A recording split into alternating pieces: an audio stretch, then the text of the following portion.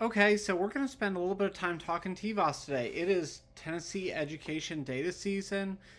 They've released this new A through F report card for schools. They're going to be releasing this actual school report card with more data very soon. There's TVAAS data. There's all these things, and we're going to look at some puzzles, and you're going to become one of those few that actually understand TVAAS if you watch this video. So my puzzle starts like this for you. We have the 6 largest schools in the state, largest school districts in the state, and I've plotted their TVAAS levels. That's the 1 through 5 level over the last 6 years. 2020 is missing, of course, because of the pandemic. And I want you to just look at that data for a second and see if you see anything that's interesting.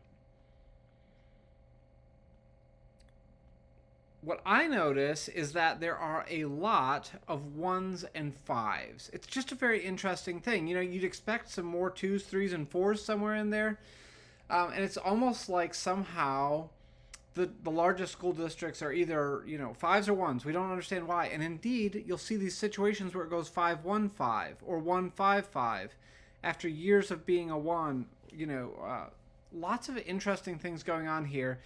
And we don't see this gradual shift of like, okay, a school district is making progress. They're going to they got 1, 1, 2, 3, 5, 4, 5, 5, 5.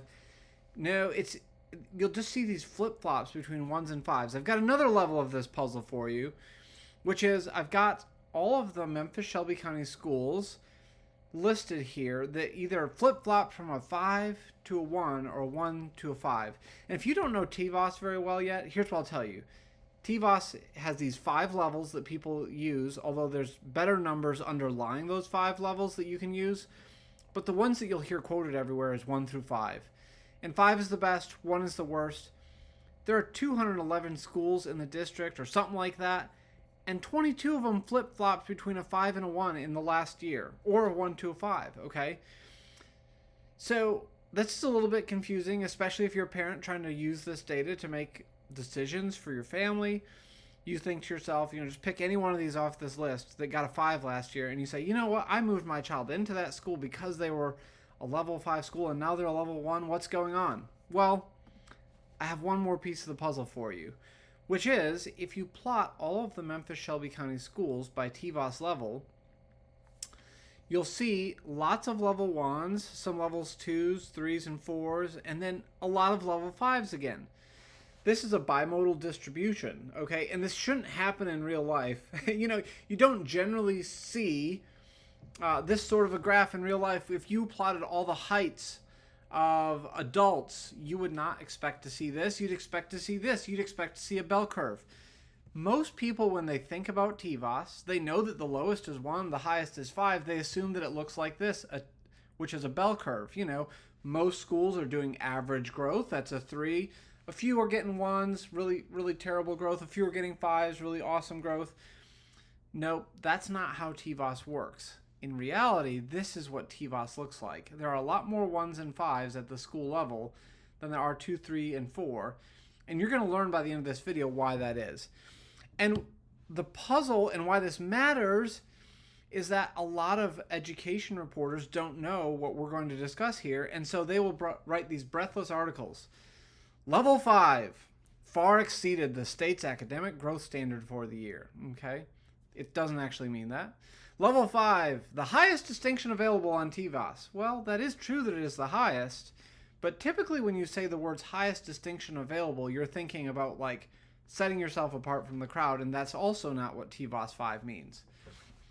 Let's just pivot back to talking about what TVAAS actually is. And TVAAS is powerful. It's based on advanced statistics, and sadly, it's almost always misinterpreted.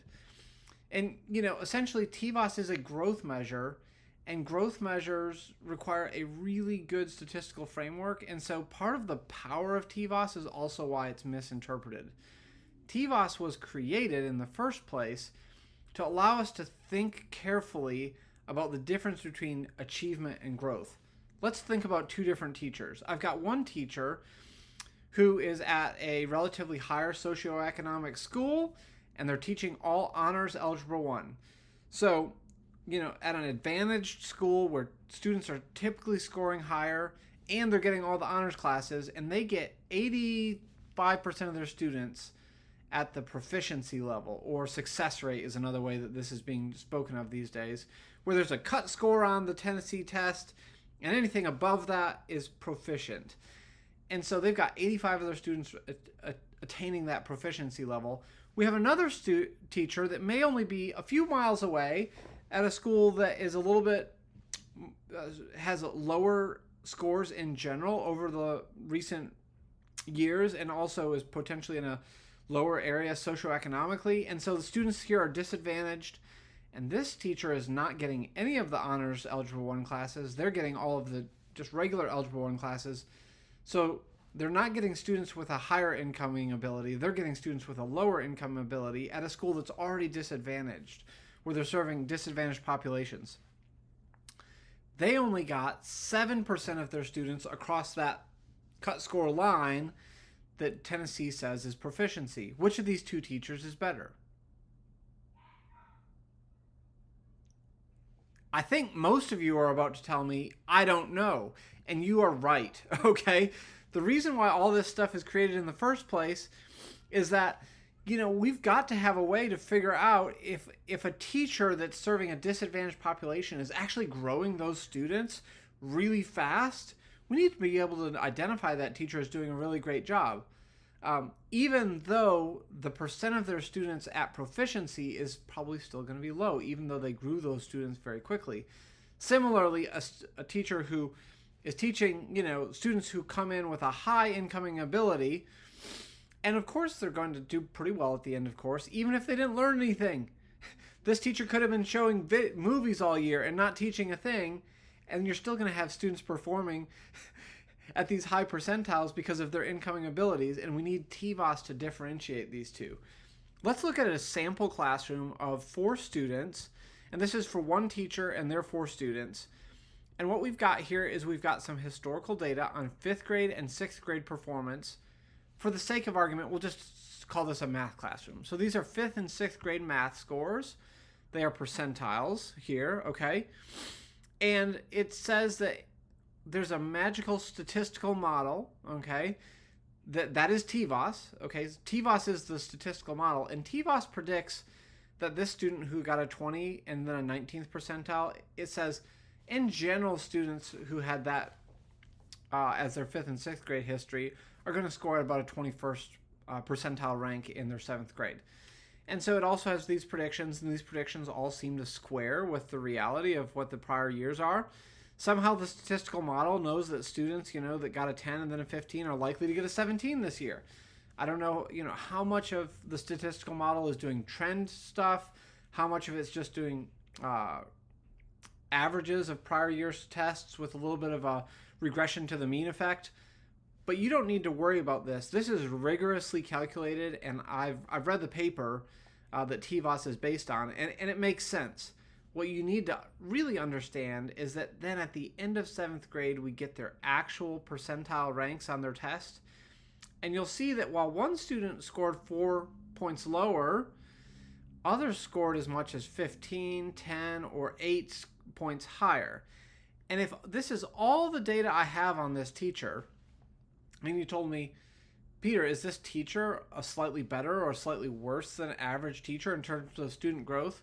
I think we could all agree that this teacher is on average growing students faster than predicted, faster than other students with similar educational histories. These students are actually scoring at higher than what the model thinks they should be scoring at. And so that's what TVAAS is for. Why do we need TVAAS? Because ultimately growth is key. And growth is something that says, who cares who's in front of you? Grow them all as fast as you possibly can, and your TVAAS is going to be just fine, okay? So a teacher who got assigned the honors classes doesn't just get to slack on TVAAS. A teacher who got assigned the remedial classes also doesn't have a sense that I'm going to never get a raise. I'm never going to get, because some schools are tying TVAAS to raises. I'm going to never get a raise. I'm going to never get a good TVAAS score because they're always assigning me students who are behind. No. If you get students who are behind, you have an opportunity to catch them up, and you can still do great on TVAAS. There's some really cool scatter plots that the state releases, which prove that this is true, that you can actually get a very high TVAAS even with students at a very low incoming ability. I'm going to fly through this slide, but I'm just going to tell you one thing, which is the value added part of TVAAS, Tennessee Value Added Assessment System. All it's doing is it's just saying, we want to know how much additional learning happened this year. You know, how much additional progress above or below what we expected to occur actually occurred. And the cool thing for Tennessee is that we were one of the first states in the country with a value-added model that was rolled out across the state. In fact, a UT professor, William Sanders, wrote the paper on it, and it's a really interesting paper to read. If you like stats, go find it, look it up. And so we have a good reason to believe that it's a rigorous statistical formula underlying TVAAS. There's only one downside, which is there may have been some slight changes after it went private and was bought by a private company. And so there's a little bit of lack of transparency now, but we still have every reason to believe that it's a rigorous statistical model, that they're recalibrating it each year. And where TVAAS gets tricky is that it's often misinterpreted, not because the statistical model is wrong, but because the statistical model gets dumbed down to a level where it's often misinterpreted. So you've got prior scores, and this is a multi-year prior score history. So it's not just I'm the 7th grade teacher and I'm judged based on 6th grade to 7th grade growth. No, they're looking at some of those 3rd, 4th, and 5th grade educational history items as well to determine what the predicted score is. And a predicted score is just average growth for similar students across the state of Tennessee. So basically it says, going back to this slide, if I look at all the students who, let's just say got between an 18 and a 22 in 5th grade, and they got between a 17 and a 21 in 6th grade, I'm going to find all those students across the state. What's their average score that they actually attained in 7th grade? And it's 21. Okay, so the statistical model is pretty good at predicting these things. Where it gets tricky is these levels. All the math behind TVAAS gets pulled away, and almost nobody sees the actual numbers. They only see these 5 numbers: 1, 2, 3, 4, and 5. And this is where the misinterpretation mostly happens. TVAAS levels understood correctly is that a 5 means above average growth, and the magnitude of above average growth is at least 2 times the standard error. Now, it doesn't mean fantastic growth. That's what most people think a TVAAS level 5 means. Fantastic growth doesn't mean that. All it means is that you have potentially a minuscule amount of above average growth, but that the statistical model is very confident in it. The opposite of 5 is 1. That's that you have at least a tiny bit lower than average growth. But the statistical model is confident that you are indeed a tiny bit, or maybe a lot bit, but there's no differentiation between a lot lower than average growth and a little bit lower than average growth, as long as the model is very confident that it was below average growth. And if you know statistics, this is a bit like p-values, okay? P-values tell you how confident are you that one number is actually different from the mean, or one number is different from what's expected, or something like that. And so in these cases, TVAAS is about how different from the expected average growth is the number. It's not about how different it is from average growth. It's about how confident the model predicts that it is indeed above average or indeed below average growth. We're going to look at just a few things here, and I've got some TVAAS scores for you to look at. So this first one is a TVAAS level 5, and it's 7 growth units above average growth. In this case, on the TVAAS index, 0 means average growth, negative means less than average growth, positive means more than average growth. And so here I've got a teacher We're going to say that this is a teacher. We're going to say they've got 22 students, and across their 22 students, they have 7 growth units above average. There is absolutely no way for me to interpret those growth units for you. 7 growth units does not mean 3 weeks more than average growth. It doesn't mean 3 months more than average growth. It is literally a unitless number, and nowhere in the TVAAS literature is there any way to interpret it. So I just want you to think about it as they are above average, and they're 7 above average, and then the error bars on this one are about 2. So it means that if we gave that same teacher another 22 students and we had them teach them next year and the year after that and the year after that, if we kept on giving that teacher the exact same number of students, 22, and had them do it multiple years in a row, we would expect their TVAAS growth index, growth measure, to bounce around between 5 and 8, 5 and 9 here. And it turns out that this turns into a level 5, and the reason it's a level 5 is because this growth measure of 7 is at least 2 standard errors from 0. And it means that you can visually see that the error bars exclude 0, okay? Now this next teacher has a closer to average growth, but it's still above average growth. But because the error bars, or the standard error, that's the uncertainty of what their true growth would be over time if we let them keep on teaching the same number of students every year. Because the error bars extend down below the average growth line, they get a TVAAS level of 3. And a TVAAS level of 3 does not mean average growth. I'm going to go back a slide. What it means is there's not enough data to determine if it's above average growth or below average growth. It's sort of like not enough data. I don't know if it's above average or below average growth. It doesn't mean average growth. It just means, in general, that the sample size is too small to be certain if it's above or below average growth. I have another teacher here. This teacher, we're just going to say, for sake of argumentation, only has 12 students, and the difference in growth between, the lower students and the higher students was really spread out. So the model is less confident in that teacher's growth metric. It's a -4 on this scale, and you might say, well, -4, that sounds significant, but because the error bars, or the standard error, is so wide on this, it says that this teacher is going to get a 3 for their TVAAS. What does that 3 mean? It means unable to determine if it's above average growth, below average growth, or just average growth.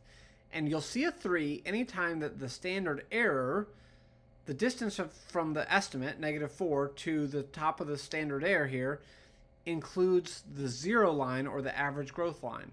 The teacher across the hall, however, has been teaching for years, and the TVAAS model actually will incorporate a rolling 3-year average of your growth.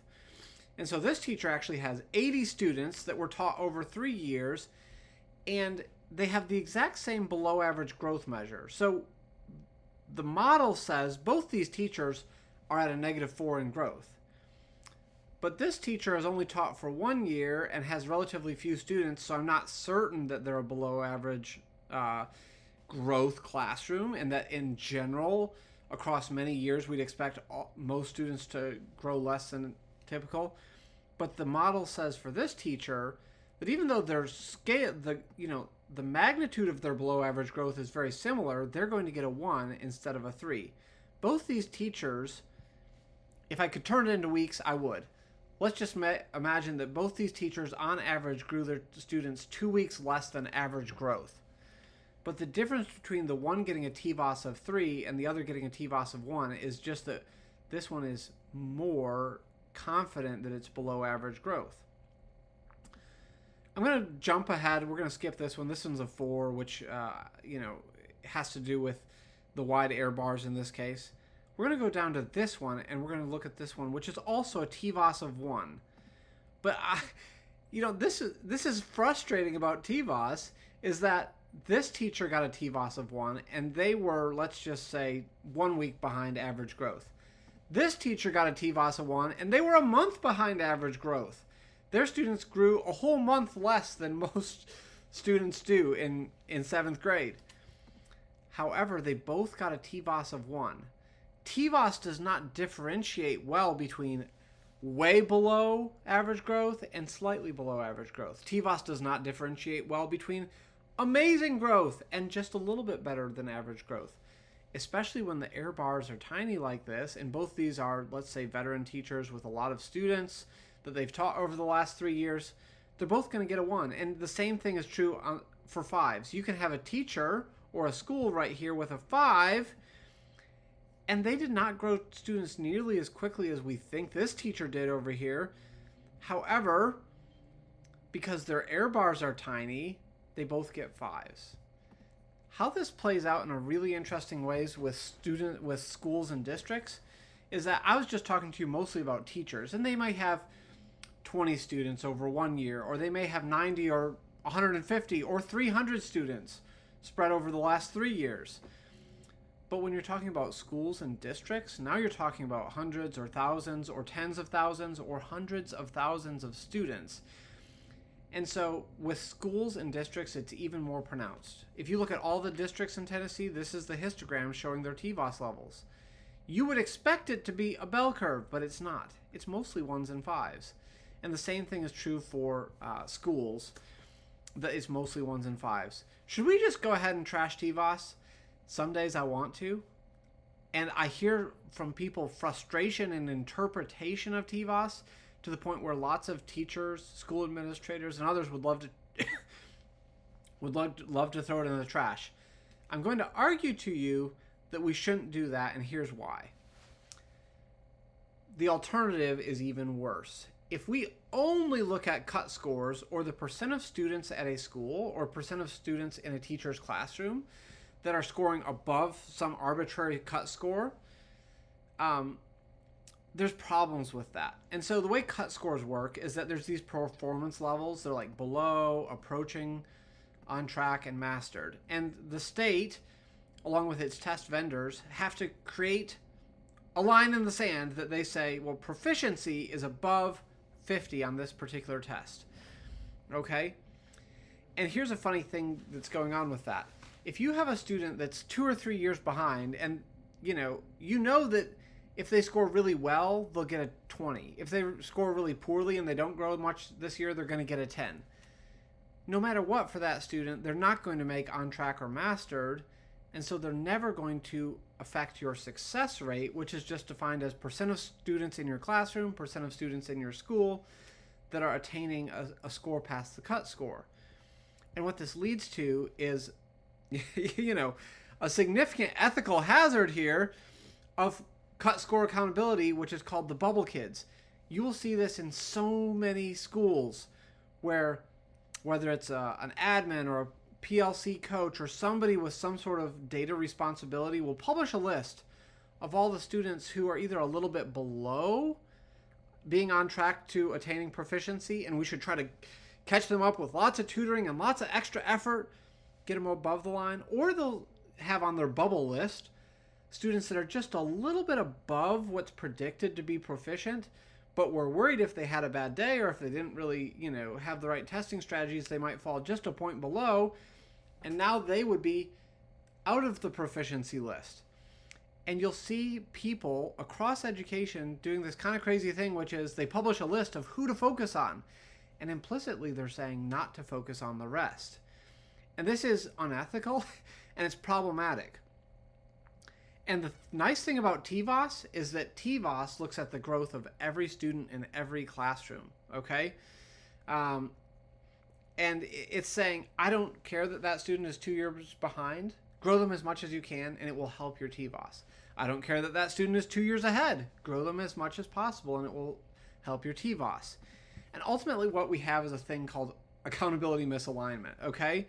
If you're a teacher, I want you to think just a second about what your accountability is, and then think about what you most often hear school leadership talking about as their goals. All right, see if your reality matches what you'll see here. For school leadership, the ways that they are held accountable is all in terms of percent of students making this on track and mastery. That's the percent of students past this cut score, okay? And that's how they either avoid getting on a targeted school status where, they may lose their job. It's how they, get attention from the district as having a higher success rate than last year. All of their reward and accountability stuff is based on success rate. But for teachers, only TVAAS matters. You'll hear schools, that give TVAAS bonuses and TVAAS raises. And what I'm going to tell you, which is why I don't want to get rid of TVAAS, is that we really should be prioritizing the growth of every student. And I would be happiest if there was never another bubble list in public education.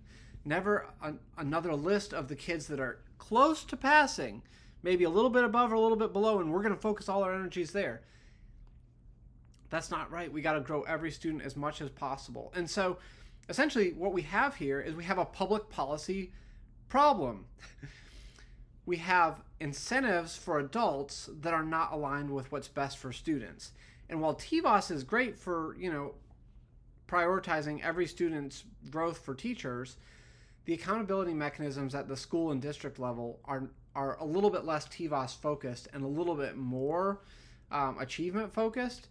And so what we've really got to do is we've got to double down on TVAAS, but we've got to avoid the misinterpretation problems.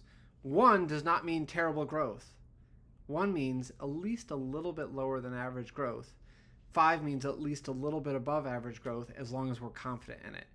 And what it comes down to is that all these large districts have so many students that they're almost always going to get a 1 or a 5, okay? And there will almost always be news articles written about dramatically improved growth, or, we don't know how it happened, but we're now a TVAAS level 1.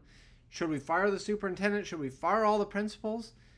Maybe we're overinterpreting TVAAS because we think TVAAS looks like a bell curve, and instead it's like this. I hope you enjoyed this. We're going to try to keep on pushing out interesting things to help you understand Tennessee ed data. Pass this along to friends, and thanks for watching.